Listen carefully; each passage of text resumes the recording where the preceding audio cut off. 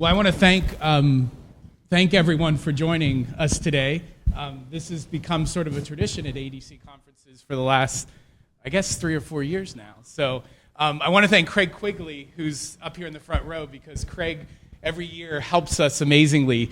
If those of you know Craig, he has an amazing Rolodex from his time in the building and has great relationships with some of the key folks here in town at the think tanks, and makes the calls and wrangles folks here. So let me introduce the panel.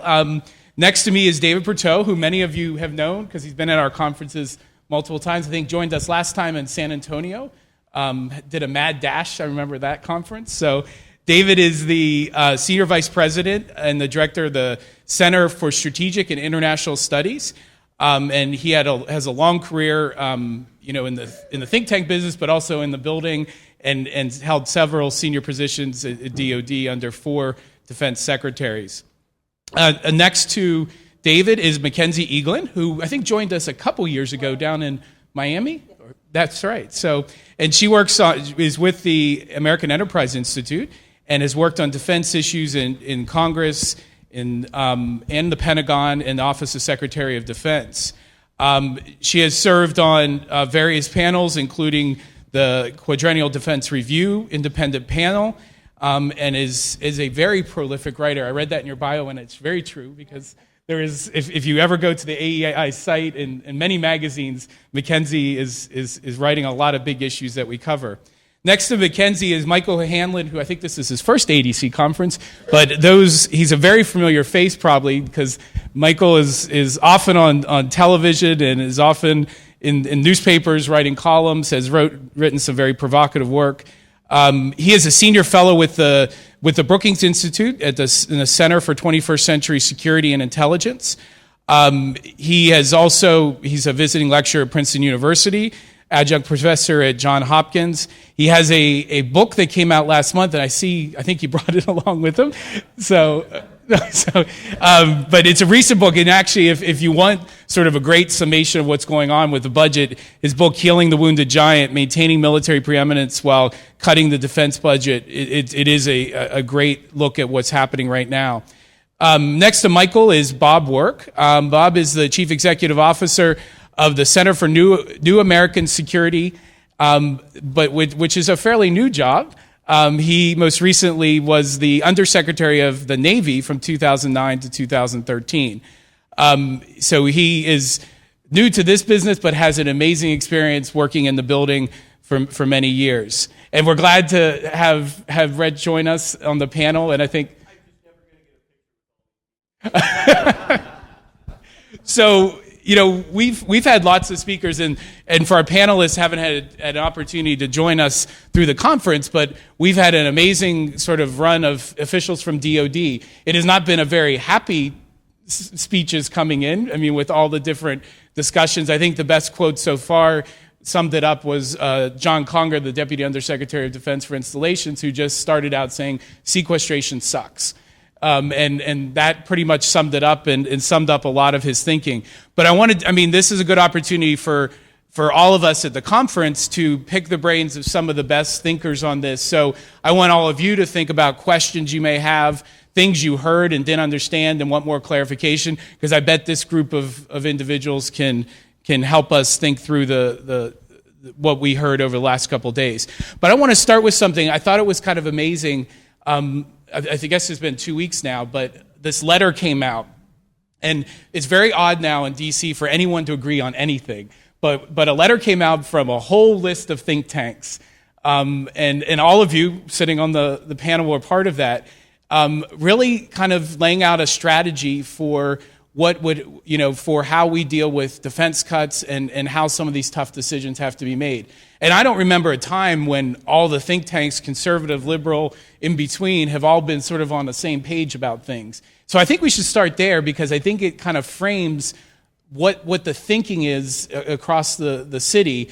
And maybe I'll start with David, and we can just kind of get initial reactions in terms of that letter and what that sort of means in terms of the thinking right now in DC. Thank you. Thank you very much, Tim. I assume there are no controls on these microphones that we have any effect over, so you just pick it up and somebody else is working it. The letter was really largely Mackenzie's doing, and the rest of us just kind of signed up and followed along because it made so much sense. And in a sense, it was a narrow focus. It basically said, unless we deal with three very serious cost growth issues inside the defense budget, we won't be able to buy any capability anymore.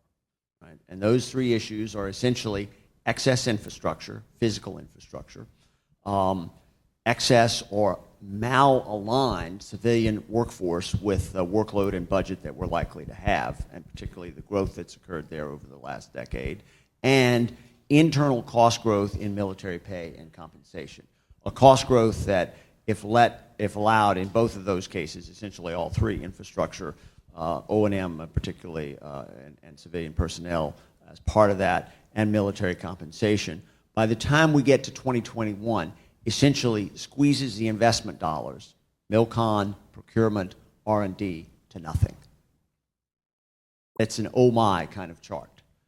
If we do nothing, and this is independent of sequestration, this is independent of Budget Control Act caps or no Budget Control Act caps. This is almost independent of the level of defense spending within any reasonable realm of possibility.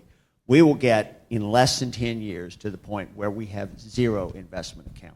Now, if that's not a call for a capital budget in the federal government and in DOD, I don't know what is, because we will have no capital money being spent anymore. I mean, Mackenzie, I think maybe talk about this was an initiative you got started, but what led to you trying to get all these groups on a single page? Could I say one more thing? Bob Work did a remarkable thing 2 days ago. He got Ash Carter, the Deputy Secretary of Defense, to say that he aligned himself with our thinking. Now, I'm not quite sure what aligned means, because I looked in Joint Pub 1, and it doesn't have a DOD definition of aligned. But nonetheless, I thought that was I don't know how you got that into his speech, but I was really, really flabbergasted by it. Thank you very much.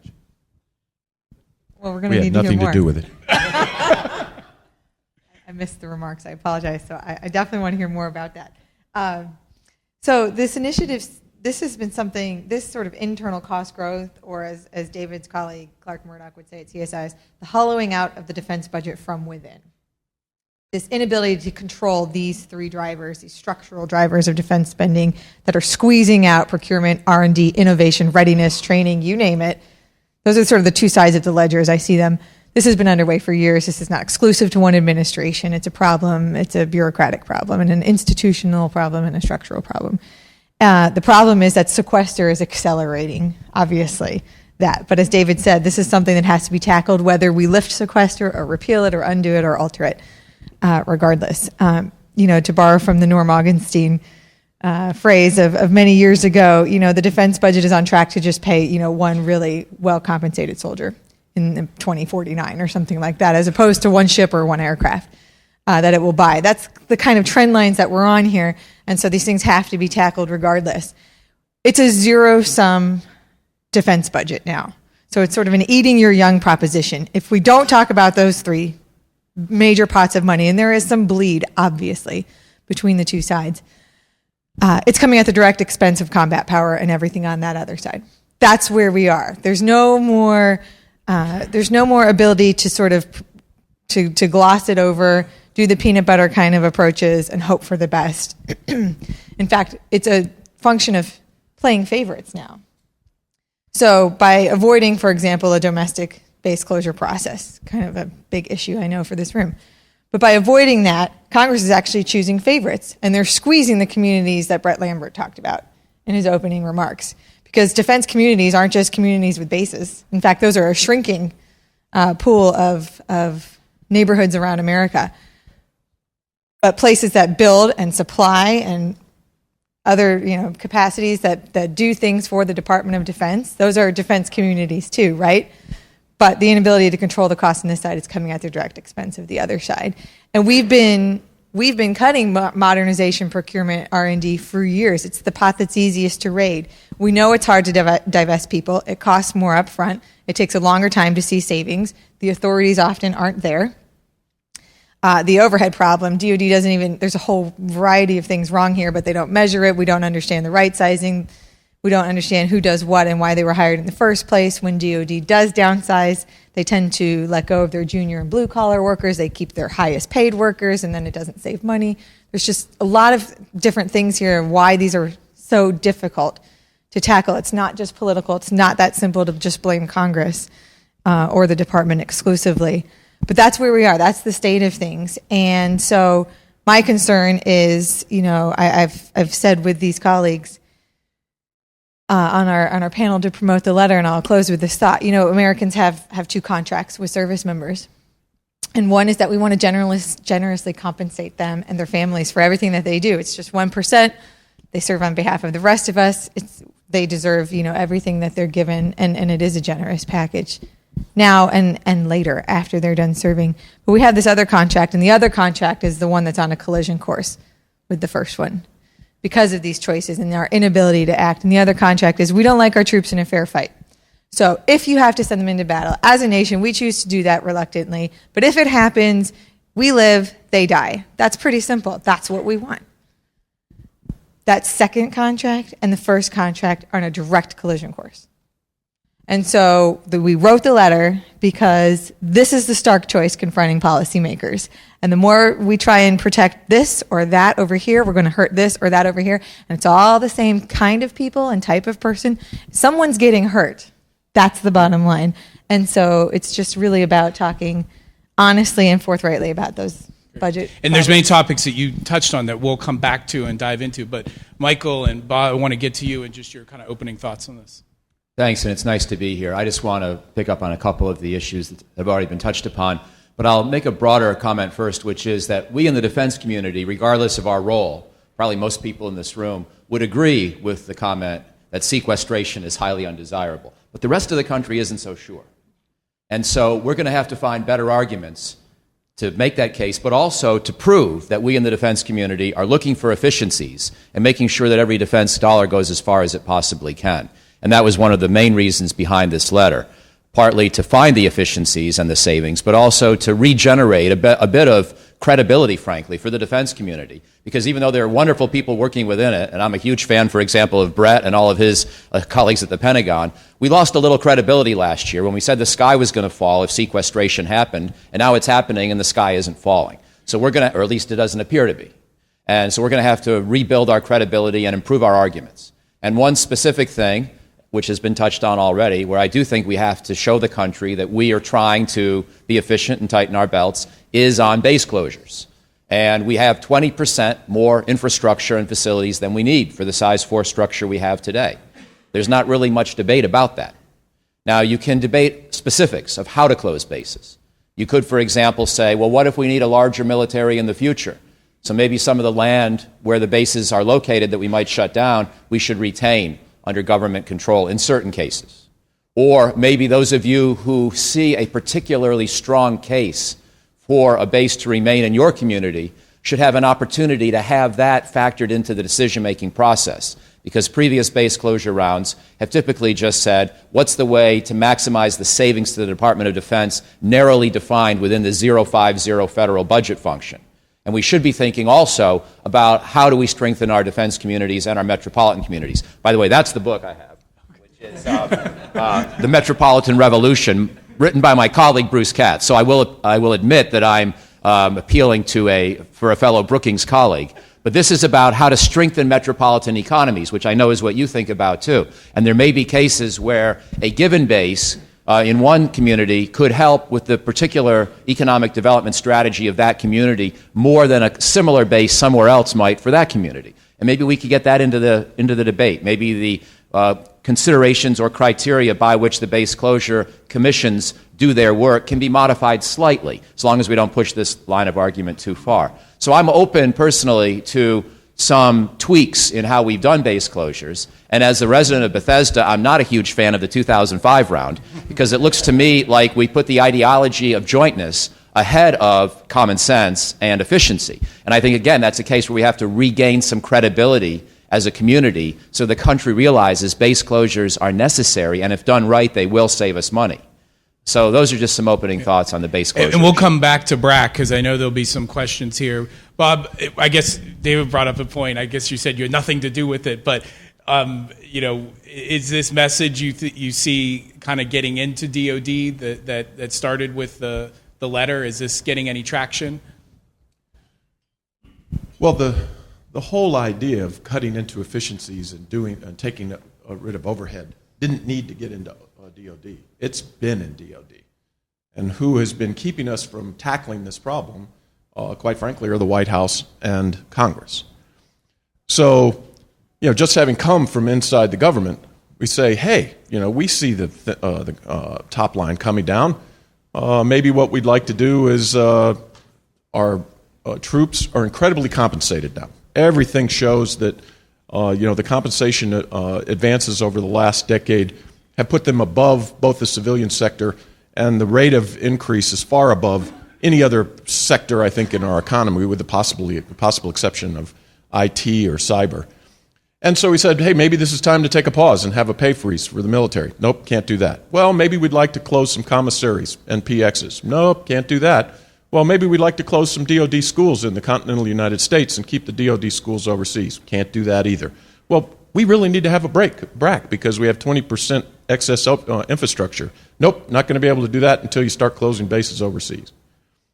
So there are no degrees of freedom in the Department of Defense. The only place you can go to is in operations and maintenance and R&D and procurement. Now, I would take just a tiny little bit of issue with Michael. We do have a crisis because of sequestration. It's on readiness. We're in this strange world in which the fact that we have to spend 3 hours more in an airport is more important to us than the fact that almost half of the combat air forces of the United States are gathering tree pollen at the end of runways. We don't have enough money to fly them. All of the pilots are losing their qualifications. Now, in the 90s, when this happened, the Republicans beat the crap out of the Democrats because there was a consensus. The defense hawks on the Republican side and the blue dog Democrats on the Democratic side knew that there was a floor through which you would not go, and that was readiness. You could do all sorts of other things, but you wouldn't touch readiness because we wanted to have the best all-volunteer force in the world, and we wanted to be ready. All the blue dog Democrats have kind of gone away, and the defense hawks on the Republican side are now losing ground to the deficit hawks. The only bipartisan consensus in the Congress right now are the deficit hawks on the right and those on the far left who think we ought to be spending more for butter than guns. And therefore, the pressure on the defense budget is extraordinary. And all the old rules that all of us are familiar with are gone. So the reason why I lent my name to this whole endeavor was, look, it's not DoD that needs to get this message. They want to go this way. And the only way that we think that we can change the debate is if we all add our voices together and say this truly is a problem, and it really is a problem of leadership, and we will not be able to solve sequestration implementation. I'm of the view that the overall sequestration level is not the issue. It's the implementation of this, the way we're going about it. What everyone's talking about is the CNAS just happened to publish a report called The 7 Deadly Sins of Defense Spending, and it was very much in consonant with our letter. And Ash Carter said, I think that these arguments are right. In other words, he was just saying, what we've been saying is the DoD is aligned with us. I did not find that as a surprise at all. So we can get into the questions, but the implementation is really the problem we're faced with right now. Why don't we jump to sequestration for a second? Because there was a lot of discussion about it, and when DoD people come to brief, we saw great PowerPoint slides with way more lines than we could ever imagine now, showing all the different impacts. But I think one of the questions that at least I was left with, and we touched on it, has it really lived up to what we thought it would be, and will it live up to what we thought it would be? I mean, are we just at the early stages and things are going to get really bad? Maybe I'll start with David, and we'll kind of go down and see if everyone thinks about this. Yeah, I appreciate Michael's comment about the call it sort of the call for chaos that didn't manifest itself. But it could well be that the sky is falling, it just hasn't hit the ground yet, because it was pretty high up. That's right. That's right. There are, I think, a lot of stories that haven't yet penetrated. But I'm not sure that awfulizing the consequences of sequestration is the way to get the votes for the alternative, because most Americans do not feel connected to those individual pieces.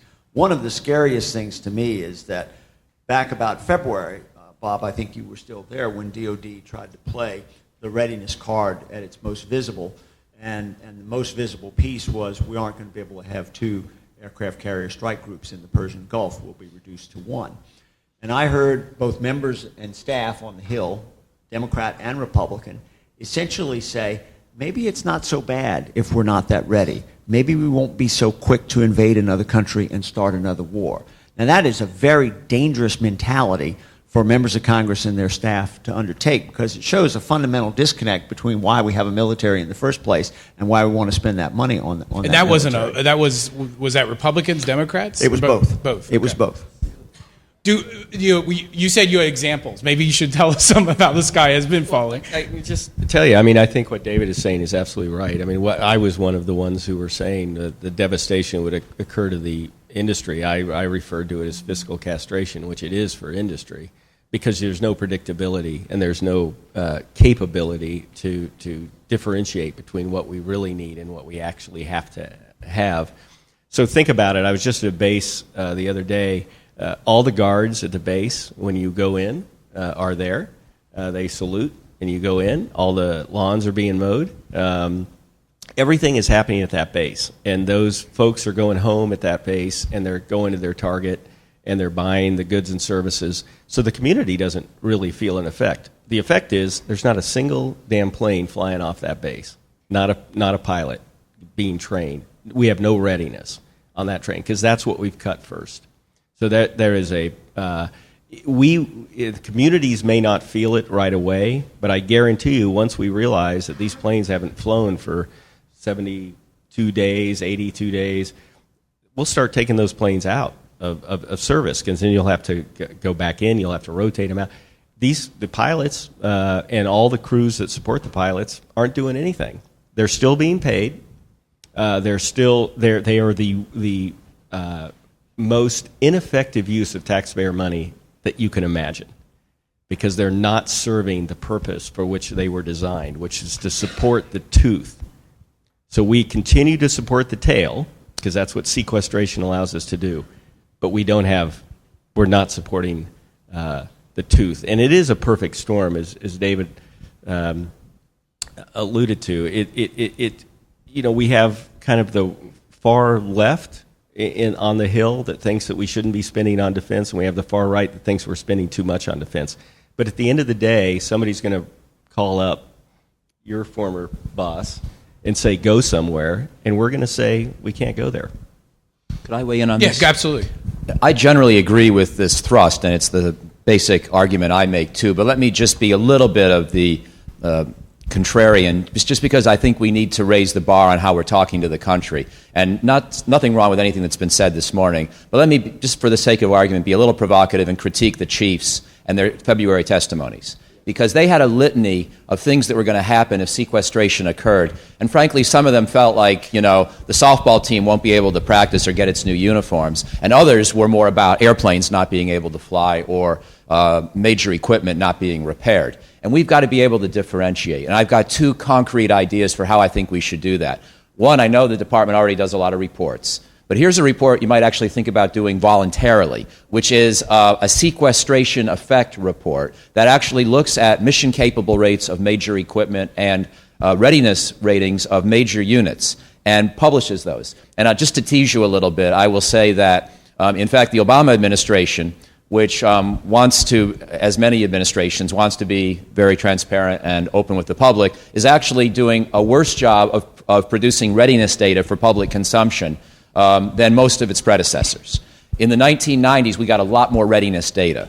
easily available to analysts outside of the department. And it's not your fault. It started under the Bush administration, and I think it was a response to 9/11, a sense that the wartime Pentagon did not want to give away information to our enemies about any, gaps or cracks in our preparedness. But you cannot find mission-capable rates for major systems the way you used to. At least I can't.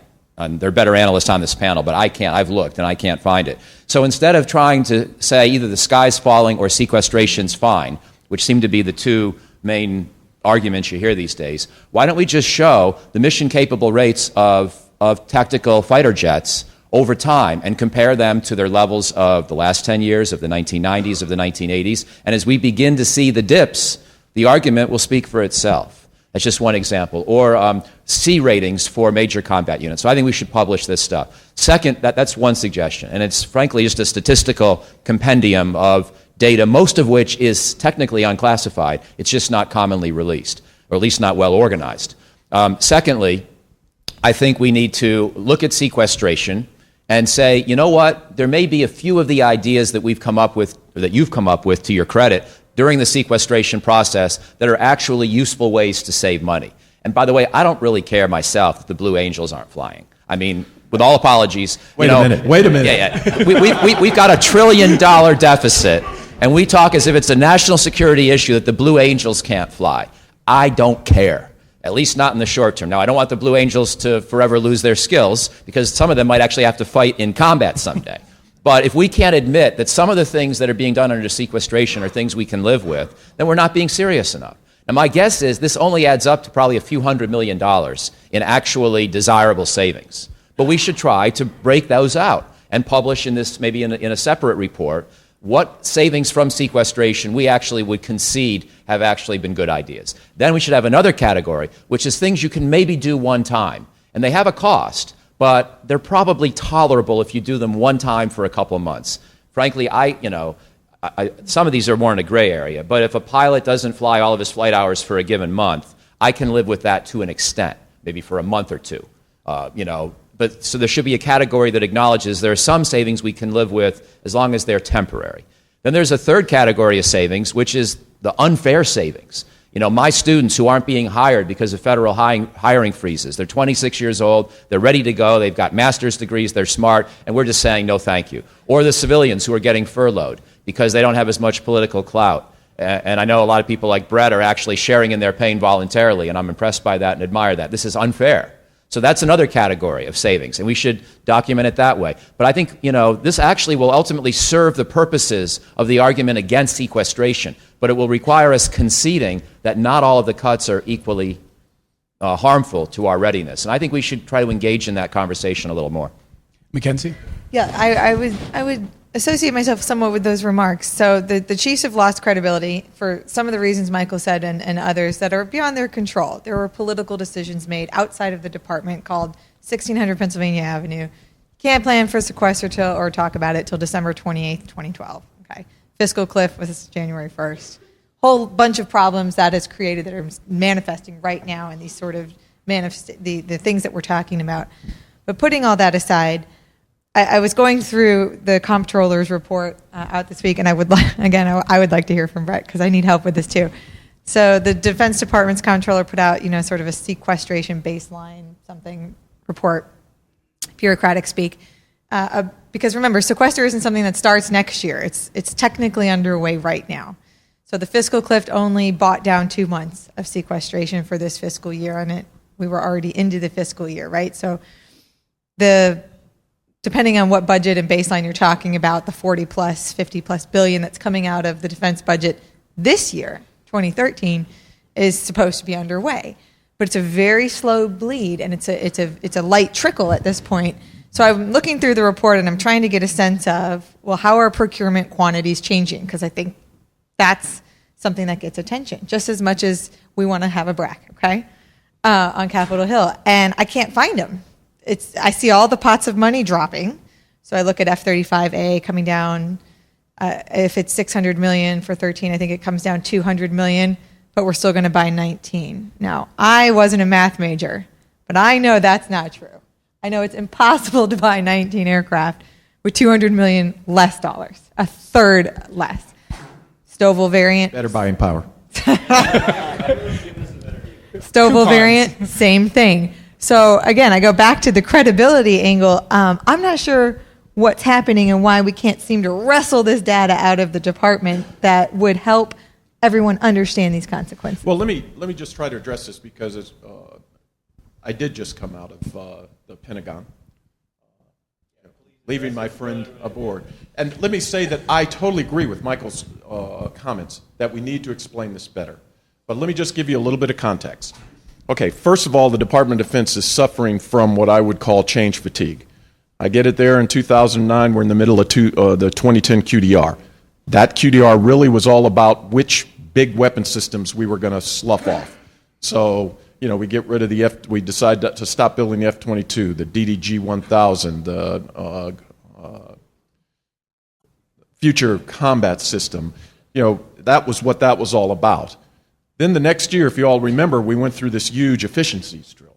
Now, efficiencies defined to me is where your top line is stable, you identify some efficiencies, and you plow that money into either more product, but that's not really what it was all about. We knew that it was coming down, but that was an enormous effort. Each of the departments had to find $30 billion in efficiencies and plow it back in. And right at the end of there, we took an $89 billion cut.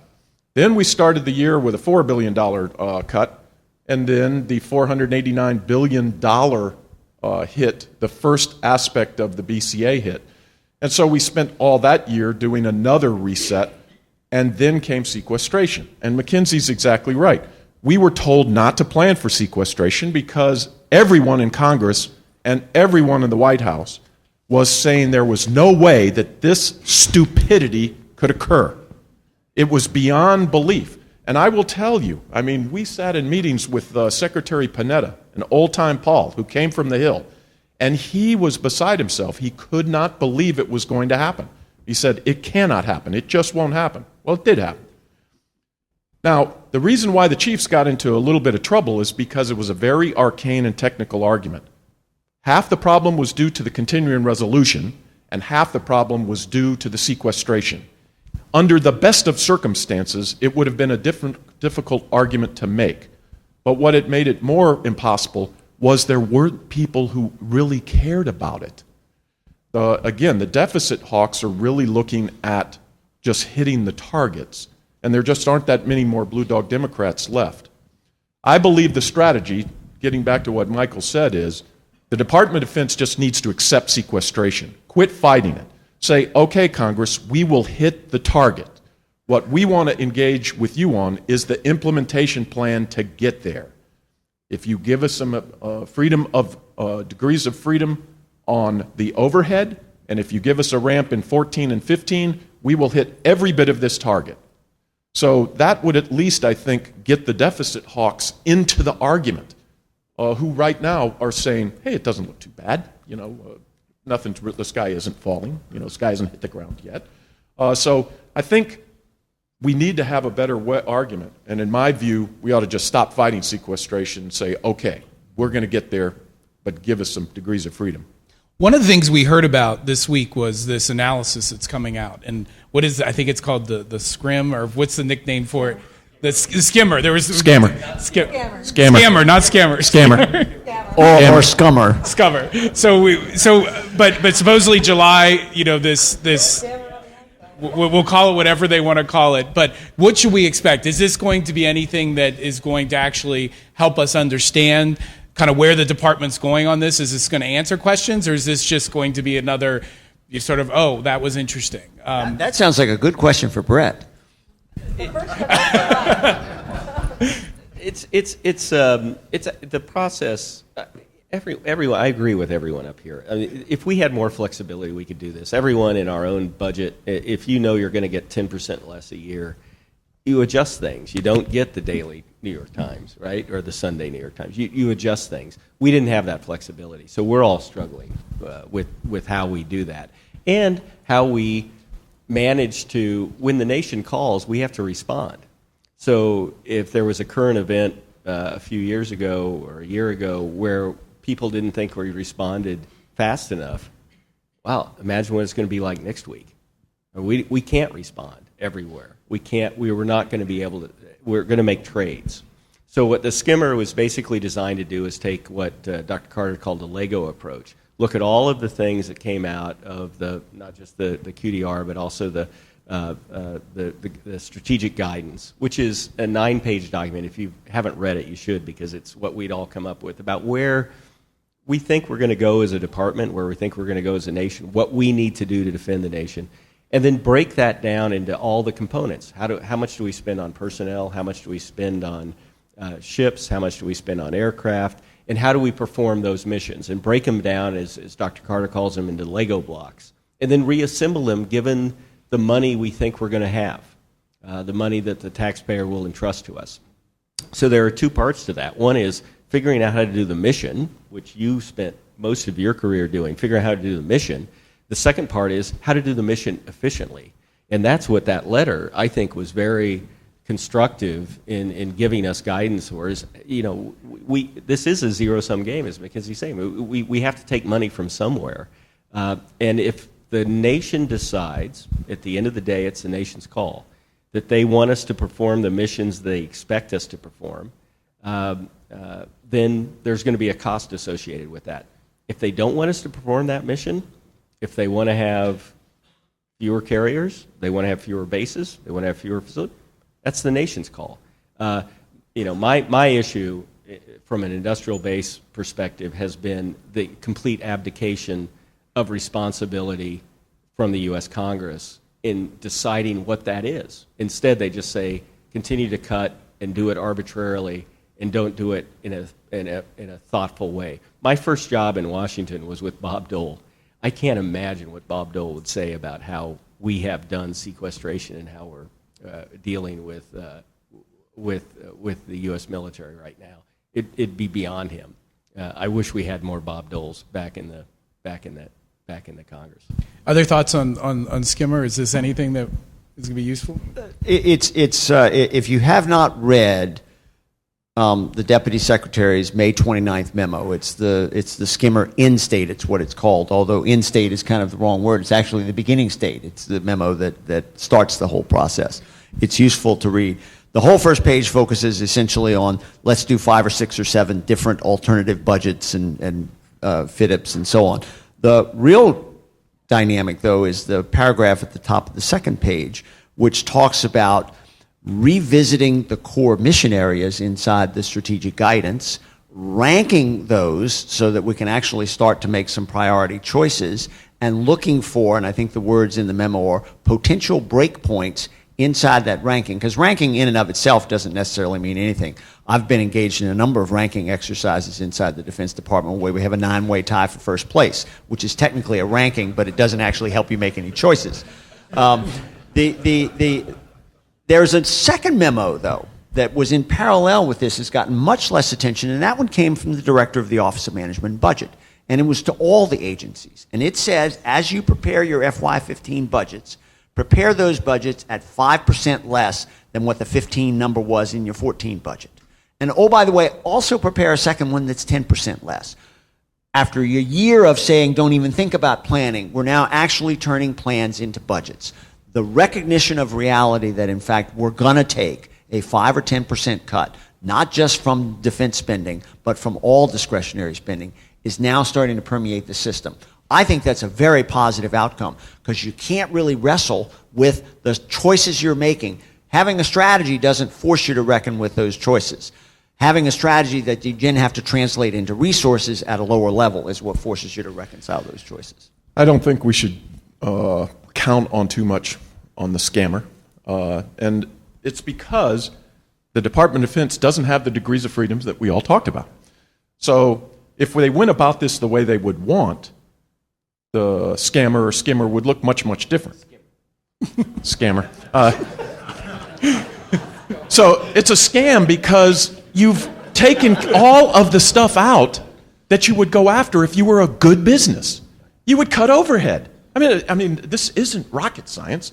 You'd start to go after the overhead, and then and only then. So where you knew we were going to start to go wrong was where the CAPE, the cost analysis and the program evaluation, they led the scammer, whatever. Scammer. This is why we have think tanks. We have to debate about what the acronyms are. But you knew right then that this was going to be a budget drill. And like right now, I think the last time I heard, and David mentioned it, there's all sorts of alternate top lines. It's ridiculous. I mean, the House and the presidential plan is about $150 billion over 10 years. I think the Senate plan is about $250, and the sequestration level is about $520. Well, I think what's happening is the reason why the skimmer, I concede the argument, the reason why the skimmer won't be right is because it's still thinking that there is a chance that we're going to get the Senate level or the House level. And so you have this kind of strange dynamic going on right now where you can't get to the overhead, and you still haven't really accepted where the top line is going to go. So I guarantee you the first answer will not be the right one. So I agree totally with David. It is the first step. We haven't got to the strategy level yet. We're about one of the options right now. I mean, for all the bitching that's going on within the Department of Defense on sequestration, one of the options is an internal sequestration, where all of the departments just take a 10% cut, rather than any strategic prioritization among the departments.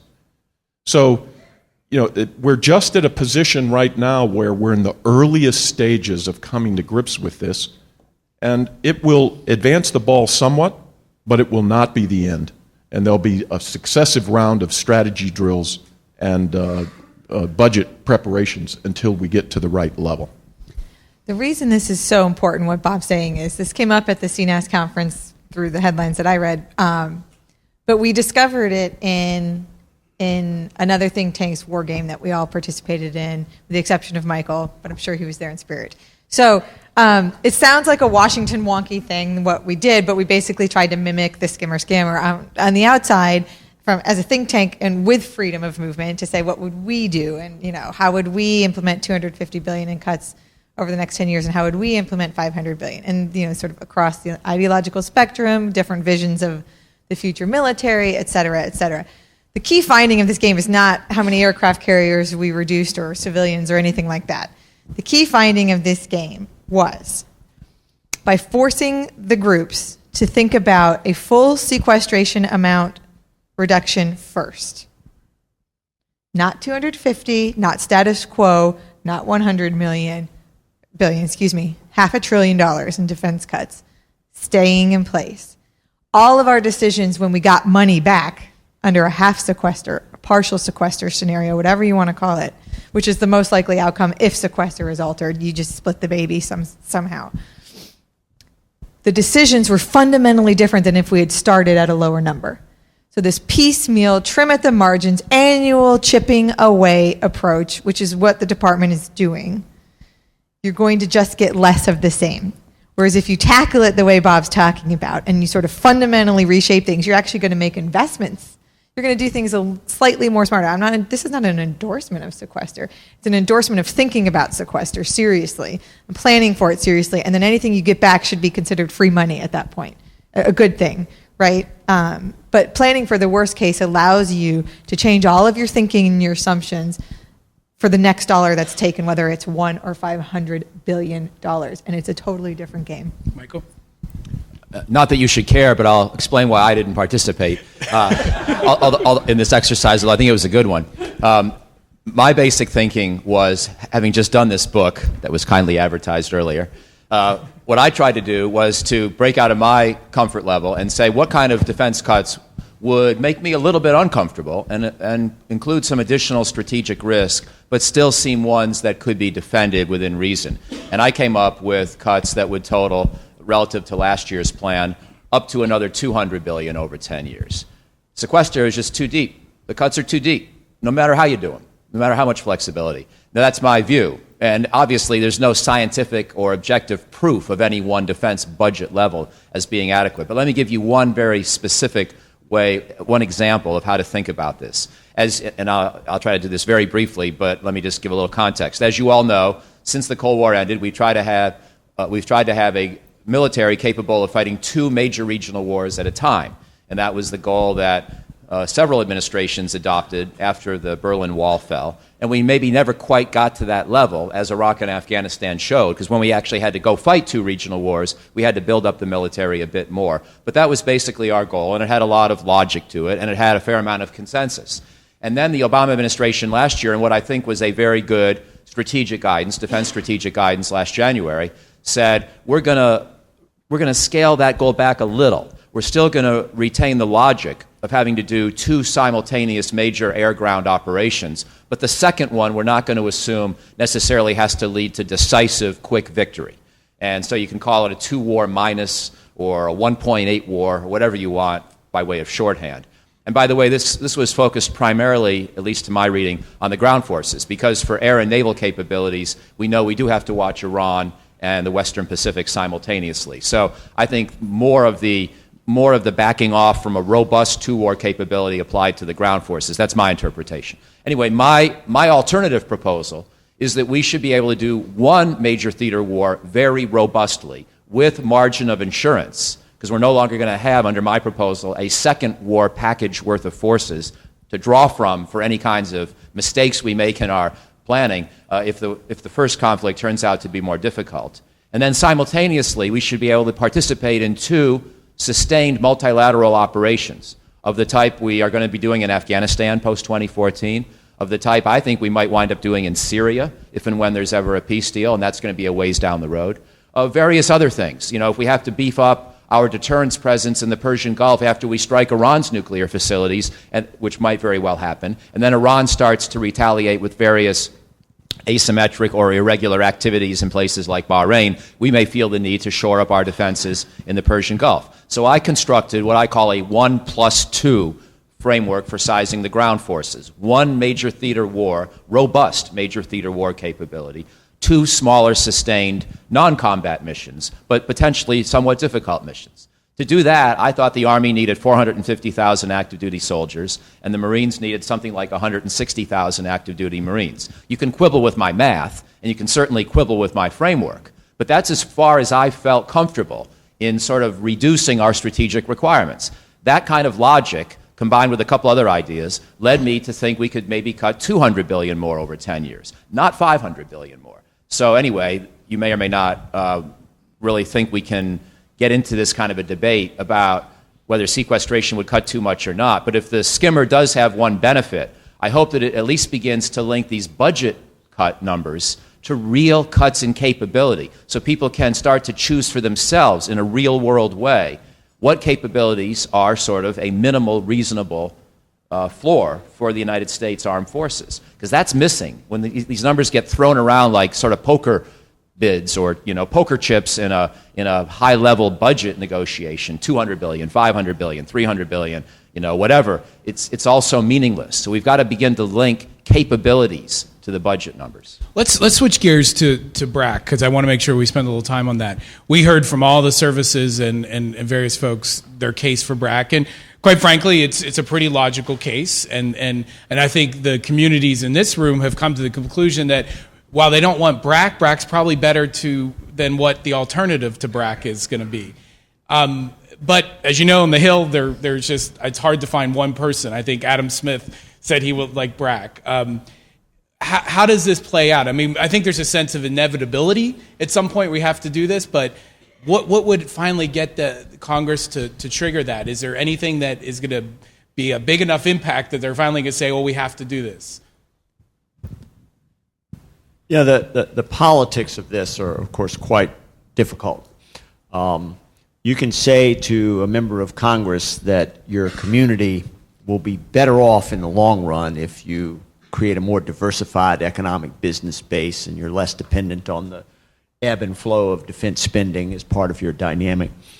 But as Congressman Arthur B. Ravenel once said to me in a hearing, you know, Mr. Berteau, that may very well be true, but let me tell you this. If you close my base, 1,000 angels sent down from heaven carrying that message ain't going to help me get reelected. And those 1,000 angels sent down from heaven are still sitting there, okay? And they vote, that's right. Now, so ultimately, it seems to me that the lesson of history for base closures, and particularly for a commission process as opposed to a chipping away one billet at a time, $1 at a time, is that the Congress has got to come to the position that they're better off with a process in which they play a role than a process in which they don't play a role at all. We're not at that point yet. We haven't yet, the Defense Department hasn't yet begun to chip away visibly. I think the manifestation of these cuts over time will reveal exactly that. If you go back to 1990, which is the last time we really had this visible fight in a way that made it clear that DOD intended to reduce infrastructure and jobs regardless of whether there was a commission or not. It was only after Congress became convinced that, in fact, the Secretary of Defense and the White House were going to close bases using NEPA, going through environmental impact statement processes, chipping away one job at a time, and their choice was either to play or not to play, and ultimately they decided we'd rather play. We're not yet at that point, but I think we will get to that point at some point. Other thoughts on BRAC? Yeah, I'll jump in too.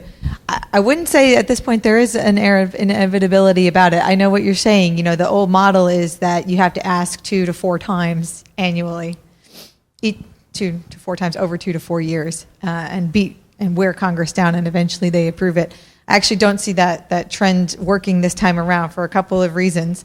As a veteran from the Hill perspective of the 2005 BRAC round, I tell you, the wounds are fresh. Okay, I mean, I can still tell you what a disastrous process that was for New England in particular, that region of the country, and the Navy in particular's withdrawal from the entire region.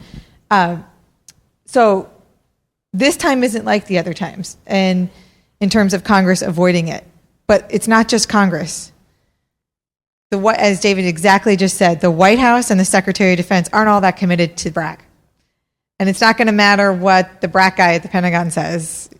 It's about when the president went to Hampton Roads and said, last year, I don't think we need a BRAC, and it's in his own budget because it's an election year. Well, that signals non-commitment, which is fine. Okay, that's great. So it's off the table last year. Then you have a turnover in secretaries of defense, within the 12 months since then, and in that same 12 months. And when they're asked about it on Capitol Hill, it's very much of a, yeah, we need it. Okay? It's not the Donald Rumsfeld pound the table and I'm going to get what I want kind of kind of pushy personality approach to the process. And so when Congress senses and smells just a whiff of your non-commitment to the process, they're going to jump all over it. And can you blame them? Mm-hmm. I mean, in some senses, I'm not upset with Congress too much because the Department and the White House are so lackadaisical in their follow-through and commitment to BRAC. So first, the president has to say that, and then as David said, the department has its own authorities and things it can do to just start it anyway. They're proving that they're really not that into it yet, and so I don't believe him either. But guess what? Here's where I got news for the department and their leadership. Today is technically Brett's last day, so he's going to join us on the outside here in a moment. But so this isn't for you. But Washington's basically in the process of entering the midterm election season right now.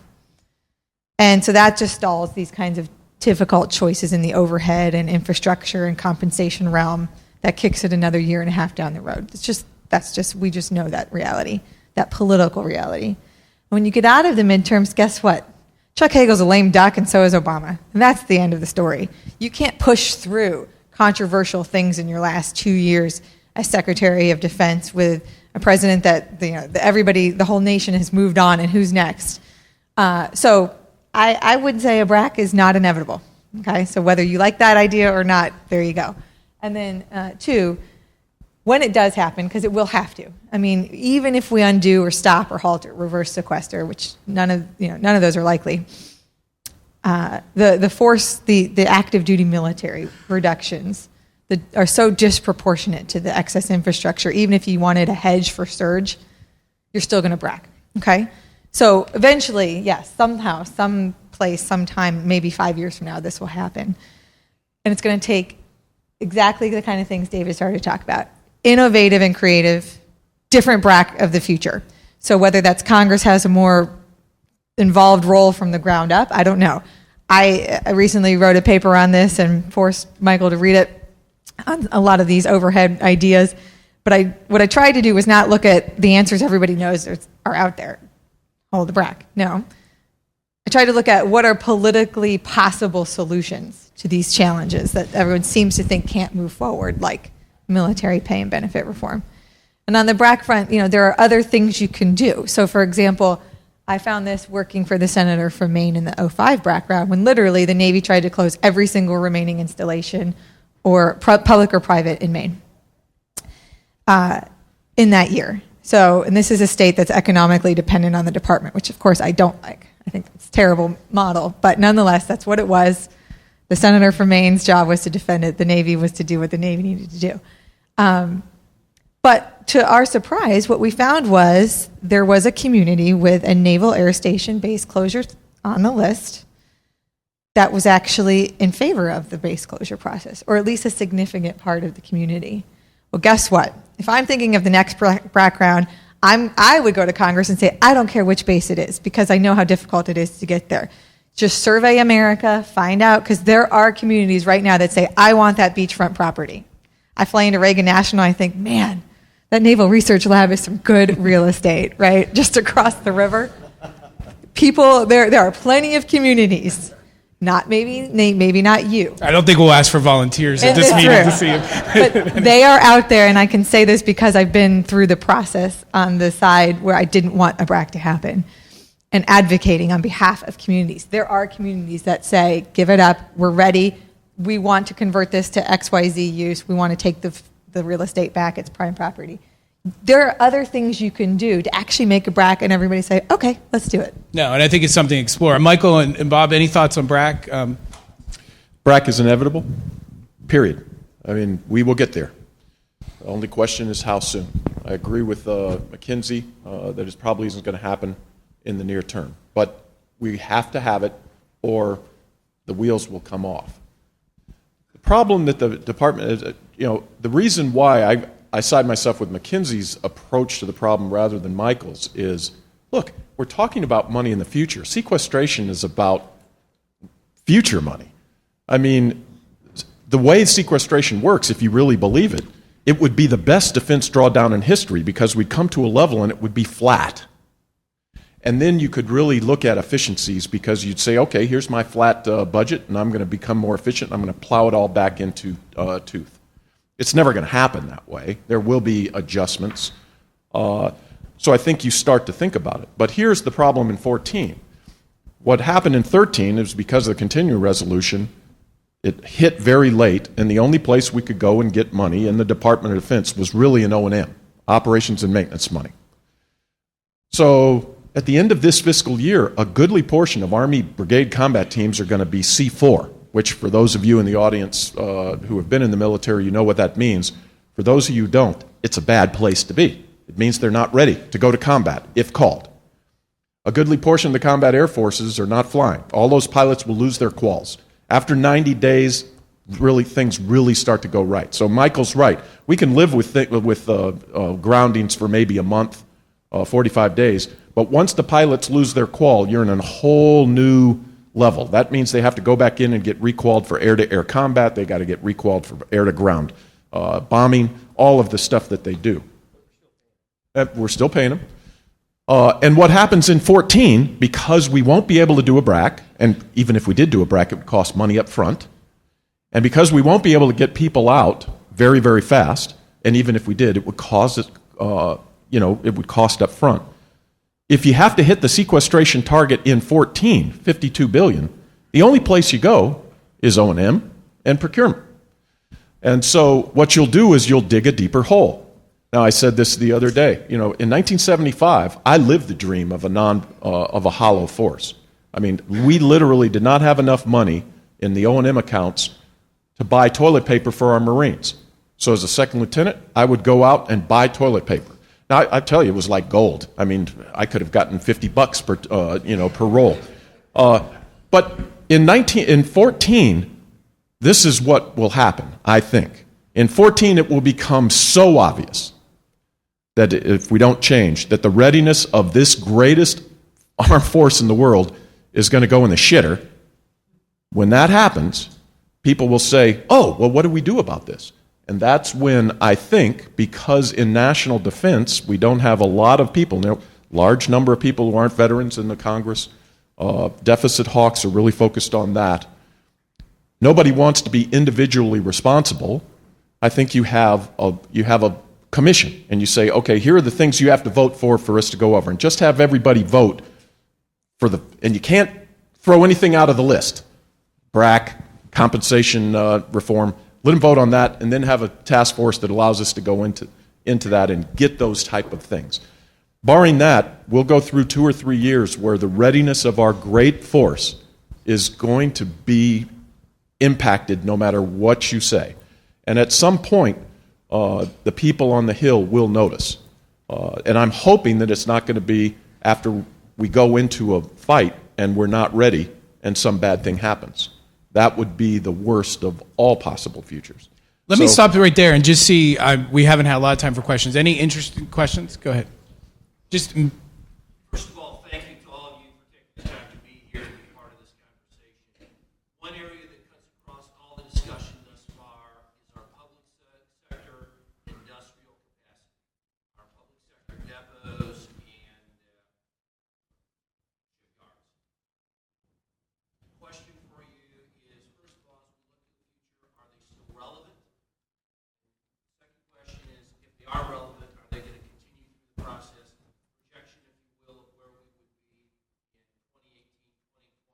With that capacity, or whether it gets absorbed into our defense industrial base. I don't know. Who wants anyone? You know, we had a legislative attempt a couple of years ago to address that question, and it ran aground in remarkable fashion. You ended up with a Senate colloquy where 7 senators went on the floor and said, I want you to vote for this bill, but we don't want to ever implement this particular provision. So it's an area fraught with peril. I think we're at the time, particularly if we really do align strategy with resources, as we've talked about doing, to redefine what's core. And to define core from a depot maintenance point of view as what kind of capability do we know we need to have in-house 5, 10, 15, 18, 20 years from now, where the global commercial sector is in fact not going to be able to sustain our needs, and redefine core from that perspective. Then use that basis, if you will, to relook at 50-50. And to think about how do you actually spend the money in such a way that you get the capability. I think there is an absolute need for organic capability sustained inside the Department of Defense, because there are places where the global commercial market is not going to respond to our needs. What we don't have is any mechanism to say, how do we make sure that's the part that we're keeping, rather than just keeping jobs and capability and equipment in a random matter. This is the time to do that over the next, I would start, if I were DOD right now, and be ready in about 18 months to put that on the table. I just say, absolutely agree with what was said. We have to have an organic capability. There are certain things that we're only going to be able to do in the United States, whether it's nuclear submarines or certain kinds of space assets, whatever it is. But we also have to balance that against, the predilection of some on the Hill, frankly, to have trusted foundries where we could make perfectly obsolete 886 chips. And so that's the balance you're trying to strike. But it does cost $5 billion to do it. But anyway, that's the balance. And I think you're right. This is an opportunity, given everything you've said, for everyone. Everything should be on the table here. We're quickly running out of time, but I do want to sort of end on something that, and we've asked this question often at the end of this panel. We have communities here, states here, industry, others who are involved in installations. From your perspective, if you could give them one piece of advice in this tumultuous world in terms of how they should be thinking or what they should be doing, I think it's often very appreciated by communities. And maybe we just go through the panel as a nice summation of what advice you would give communities right now. I'll put David on the spot because he's next. Don't give up. I would offer up the same advice that we've suggested to the Department of Defense. So what's good for the goose here? I think it's smartest to have a wide range of contingency plans. So thinking ahead in 1 year, 2 year, 5 year, and 10-year time frames, and copy the scammer. Okay, so full sequester stays and it sticks. Over 5 years, maybe not 10, but over 5 years, that's a really dramatic, fundamental, big deal shift kind of change. What does it mean, and how would you prepare, and how would you react understanding all the variables and things that may or may not happen that we've talked about. And then, like I said, and then work backwards from there. What if things just stay the same? What if Congress splits the baby in some kind of grand bargain now or later, et cetera? I think sticking your head in the sand, we've already seen DOD try that and it didn't work. If there are 5 or 10 of you who do think that you can make do without a base near your community, picking up on Mackenzie's earlier theme, you might consider writing a letter to that effect. That's a pretty unreasonable request on my part, but I'll put it out there anyway. And secondly, I assure you I get no royalties when my colleague's book is purchased. But again, to be a one-note Johnny, this is an extraordinarily good book at how to integrate various aspects of local economic planning into one comprehensive metropolitan plan for wherever you may be. And it's about the Metropolitan Revolution by Bruce Katz at Brookings, but it could be applied even in places that are not strictly speaking large cities. So I will just simply commend that book to you. I think Mackenzie has it right. Right now we're in a time of extraordinary uncertainty. We haven't really found the boundaries of the planning problem yet. On the public-private shipyards, for example, a lot will depend on the ultimate size of the Navy. But we will have public shipyards. We just don't know, what will be the demand.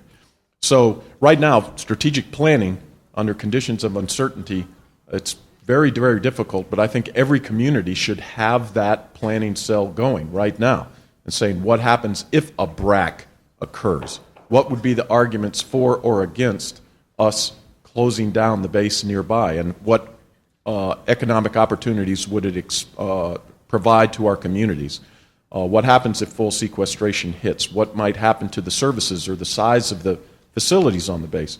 So I think right now having strategic planning and a strategic planning cell in all of the communities that are near bases is really the only thing you can hope for, because each year some of the uncertainty will peel back. I mean, that will be inevitable. We're just in a period of very, very, very high friction right now. Right. I just say, I